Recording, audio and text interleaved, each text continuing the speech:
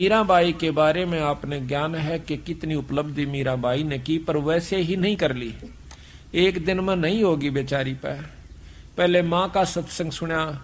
माँ ने बताया बेटी कि एक दुल्हे को देखा जो कि उसकी सहेली का दुल्हा आया था। सहेली या पड़ोसन में कोई लड़की थी, उसका ब्याह था। तो वो सेरा सारा बांध कर ढोल बाजे बाजते हुए आए। तो उसने पूछा अपनी माँ से, माँ यू किसका क्या हो रहा है? उसने कहा कि बेटी लड़की फलानी लड़की का ब्याह हो रहा है, तो मैं भी करवाऊंगी ब्याह। बच्चे ने क्या बेरा था, 7, 8, 9, 10 साल की थी। उसकी माँ ने कहा बेटा ये तो बड़ी होगी है ना, इस करके इसका शादी हो कर रहे हैं, फिर तेरा बड़ा होने पाछ के बाद तेरी शादी करेंगे। जिद पकड़ ली ना, ब्याह इब्बा करवाऊं, मैं भी ब्याह करवाऊं, मेरा दुल्ला ला दे। तो ज्यादा जिद करने से भगवान कृष्ण की मूर्ति उठा करके उसको दे दी कि ये तेरा दुल्ला से। अच्छे सुथरे कपड़े पर आ रखे, सिर पर मुकुट, चंदा मोर मुकुट रख रखा। उस दिन के बाद उस दुल्हे को उसने अपने प्रेम के साथ रखा, उसकी पूजा करी, साथ उसके जो सोवा जब अपनी खाट पर लौटा ले, फिर अपने दर्दे अलमारी में खेल का आकर फिर ठा ले, यानी उसमें पूरी लगन लगा ली, उसको अपना पति स्वीकार कर लिया भगवान सांवरिया कृष्ण रूप में। तो कहते हैं जब उसकी शादी करने लगे तो मना करगी माँ, 2 ब्याह नहीं करवाया करती, मन तो एक बार करवा लिया। और ये तो अमर दुल्ला है जो कभी मरता नहीं, और ये नकली दुल्ला के ला शादी करवा के काल न मर जाएंगे, विधवा हो जाऊंगी, मैं निरंडापा काटू, ये मेरा समझ में आ चुकी है। उसके बाद जबरदस्ती शादी करनी पड़ी, क्योंकि बच्चे लड़की की जात घर में कौन रख सके, ऐसा समाज में व्यापक है वो बात। तो राजा के साथ शादी कर दी। शादी के कुछ दिनों के बाद उसका पति देव मर जाता है, शरीर छोड़ जाता है।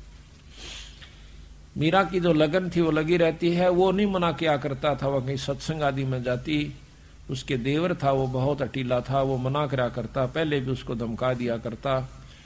लेकिन वो जो राणा था बड़े वाला, वो कभी उसको मना नहीं किया करता था। उसके मान गया था, उसकी आत्मा मानती थी, पर वो परमात्मा को प्यारा हुआ। उसके बाद उसको बहुत कष्ट उठाना पड़ा। उसके देवर ने बहुत दुखी करी। कभी तो कहता है तेरी नाड़ काट दूंगा, कभी कहे सांप बेच दिया। एक बार सांप बेच दिया। सांप बेचा कि नो कह करके पिटारी के अंदर लुको कर ले गए, जिसमें हार होता है। मीरा को कहना कि ये हार से और इसको पहन ले। जब खोलती है तो 9 लखा हार बन जाता है। नौकरों ने आके बताया राणा को कि महाराज वो तो हार बन गया। नो जाकर देखा है तो उसके अंदर हार लिखा हुआ, और बहुत उसको महसूस हुई राणा को भाई कोई शक्ति जरूर से। पर अहंकार कसूता हो, लोक लाज बहुत ज्यादा बुरी होती है। उसके मन में न्यू था कि हमारी बहू ठाकरों की, और कितना हो जावा दुनिया तान्य मारा सैया हमने सहन नहीं होती। मीराबाई ने बोली चाहे मेरा सिर कट जा, पर मैं सत्संग में जानता नहीं मना रह सकती। हम तो थोड़ी सी आंट को मान करके भी सत्संग से विमुख हो जाते हैं ना हमें, लेकिन थोड़ा सा हिम्मत करनी पड़ेगी। किसी युग में कर लियो या करे सदैगी, करे सरेगा, चाहे इस जन्म में कर लियो, चाहे फिर कभी जन्म और कोई भक्ति का सूत बैठ जा तो फिर कर लियो। करना पड़ेगी हिम्मत, जैसे मीराबाई ने करी। मारा तो यह समझ में आई, जब मीराबाई एक लड़की होकर और संग्रह समाज से कर सकती है तो क्या हम नहीं कर सकते? और क्या आज की लड़कियां नहीं कर सकती? वो लड़की कोई 4 हाथ थे उसका, पर बात समझ में आए की है। समझ में आ जाओ सारा कुछ कर सकता। पर कबीर साहब का मार्ग और आसान है, वो तो घर में रह के समझ में आ सकती है, बाहर छोड़ कर जान की भी हो सकता नहीं है, पर इतनी लगन लगानी पड़ेगी। कहते हैं कृष्ण भगवान जब वो नाचा करती उसके ब्रह प्रेम में, तो खुद प्रकट हो जाया करते थे, वहां पर उसके साथ नाचा करते थे। फिर उसको मारने के लिए, खुद मारने की खातिर जहर भेज दिया काले सांप का। कहते हैं उसी समय पता लग गया मीरा को, और तलवार लेकर खड़ा हो गया राणा के इसको पी लिए नहीं तो तेरी नाड़ काट दूंगा। मीराबाई ने सोची मरना तो सही, पर परमात्मा के नाम पर क्यों ना मरूं।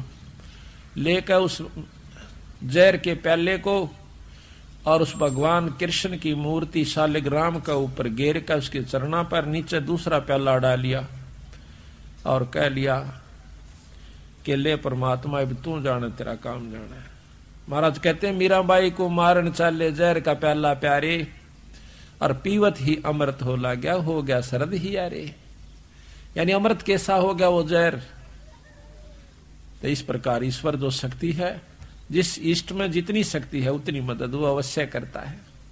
अब आप किसी हौलदार या थानेदार का सहारा ले लीजिए, वो भी मदद आपकी कर देगा, पर जितनी कर सकता है उतनी कर देगा, आगे उसके बस की बात नहीं। इसी प्रकार ये तीन लोग के परमात्मा कोई छोटी शक्ति नहीं है। जिस प्रकार डिप्टी कमिश्नर बहुत बड़ी पावर हो जाए, परंतु सीएम और पीएम प्राइम मिनिस्टर के सामने बहुत छोटी इकाई में आ जाता है।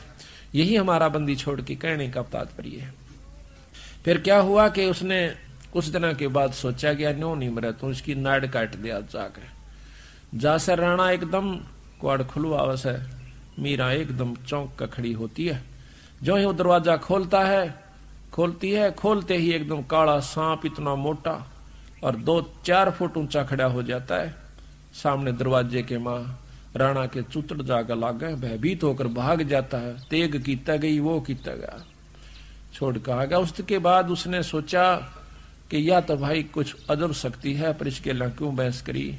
तो मीराबाई वहां से, क्योंकि उसने सत्संग सुना एक दिन सतगुरु कबीर साहब का, सतगुरु महाराज की अनुसार उनके संत सत्संग कर रहे थे। उन्होंने जाकर सुना। वो सत्संग तो वह पहला भी सुना करती थी, परंतु ये सत्संग सुने पाछा उसकी आत्मा में चेष्टा हुई, नो कहे परमात्मा तो और इस कृष्ण से भी ऊपर है। तो उन संतों ने कहा कि ये तो बहुत छोटी इकाई के परमात्मा है भगवान कृष्ण तो, और ये आपको इतनी मदद दे रहे हैं, और इनसे ऊपर जो परम शक्ति है उससे मेल हो जा मीरा, ये जन्म मरण की बीमारी को काट सकते हैं। कृष्ण जी आगे बस की आपके जन्म मरण खत्म करना नहीं है।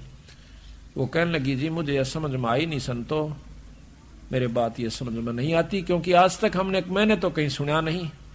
क्या उन्होंने कहा कि बहन तने वो सत्संग ना सुना था, बताई ऐसा सत्संग आपको मिला नहीं था तो आप कृष्ण जी से पूछ लियो। आप तो कहती हो कि मेरे सामने साक्षात दर्शन देते हैं, उनसे प्रश्न करके देखियो, वो संत हैं, वो भगवान हैं, वो झूठ नहीं बोलेंगे।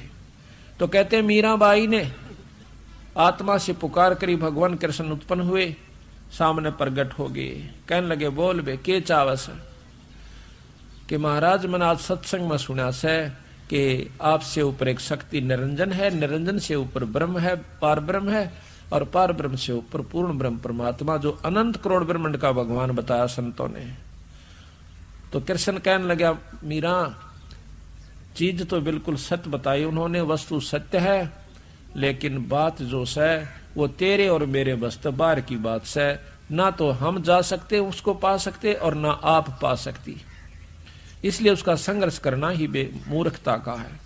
वो कहने लगी जी उन संतों ने जिन्होंने ये बताई है तो वो कहते हैं कि हमारे गुरु जी के पास वो शक्ति भी है कि हम यहाँ से जन्म मरण के छुटकारा करवा देंगे एक सार नाम द्वारा। कहने लगे मीरा वैसे तेरी इच्छा है पर वस्तु वहां आपको मिलेगी नहीं, यानी छुटकारा नहीं हो सकता है परम शक्ति, पर हम वहां नहीं पहुंच सकते। मीराबाई कभी चशक होगी कि जब खुद परमात्मा जिसको मैं मालिक मान बैठी थी और वो खुद कैसे, तो जरूर कोई कोई शक्ति है। मीराबाई वहां से निकलकर काशी में आती है भगवान कबीर साहब के पास। कबीर साहब ने सोचा कि ये ठाकरों की लड़की है, कदे इसके मन में अहंकार और ना रह गया हो, कति छाण के देखना चाहते थे जब ही नाम दिया जाता है। कहने लगा बहन ऐसे कर रविदास जियों से उपदेश ले लीजिए। रविदास जी चमार जाति से और आप तक हाल तार के लाया करते थे मरे हुए पशुओं की, मारा नहीं करते थे, और फिर उस चमड़े को सुखाया करते थे, उसको रंगा करते थे, और फिर उसका जूती बना करके अपनी रोटी रोजी का और साथ में भजन भी करते रहते थे। जब वहां कर देखा मीराबाई ने सुरडा सापन चारों तरफ पानी खिंडा हुआ महक आ रही है बांस उसकी चाम की, तो मीराबाई जाकर बैठ जाती है, नमस्कार करती है, मत्था टेकती है। कहने लगी मीरा ये तू ठाकरा की लड़की होकर और एक चमार के घर पाएगी?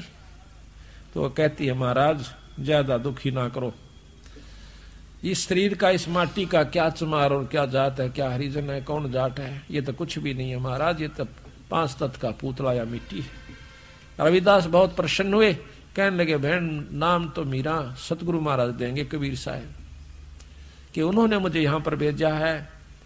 तो उस समय उसने कहा कि बिल्कुल ठीक है, नाम दे दिया, ये सत नाम दिया उसको, जो कि हम आपको देते हैं सांस का सुमन।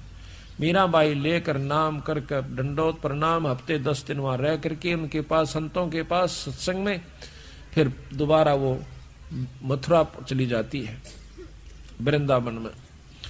तो वहां जाकर के भजन, हफ्ते के बाद मीरा लौला करके उस परमात्मा सतपुरुष के शब्द गा रही थी। पहले तो कृष्ण के गाया करती थी, फिर उस पूर्ण ब्रह्म परमात्मा में वही कसक और वही लौ लगाई। महाराज जी कहते हैं मीरा हाथ सुतार था पद गावे लौला, और पत्थर की थी प्रतिमा उसमें गई समा। तो इस प्रकार सत्संग से ही ज्ञान होता है, पूर्ण ब्रह्म परमात्मा के नाम से, सार नाम से, सार शब्द से जीव यहां से छुटकारा पा सकता है। तो इस प्रकार हमने सत्संग में आना होगा और सत्संग की महिमा को समझना होगा। आपने सुना कि मीराबाई पहले ओम नाम पर आश्रित थी और सत्संग में गई तो जाने से ज्ञान हुआ कि पूर्ण ब्रह्म परमात्मा क्या चीज है। अब मीराबाई की तरह हमने आश्रित होना चाहिए पड़ेगा। और देखो उसने साफ कह दिया कि सत्संग में जरूर जाएंगी, चाहे सिर फूटो चाहे माथा, चाहे को बूंदी कहो चाहे गुंडी कहो, हमने सत्संग नहीं छोड़ सकती। आज तो हम मनुष्य शरीर में हैं और हमारी इज्जत भी है, सब कुछ है, कल हम पशु बन जाएंगे, या ईश्वर का नाम ना लेने से हमारे बुरे कर्मों अनुसार हमें अधरंग मार जावे, कोई लकुआ मार जावे, या टेढ़े मेढ़े अंग हो जाते हैं, उनको चलते हुए, उनको उठते बैठते में कितनी दिक्कत कितनी परेशानी होती है।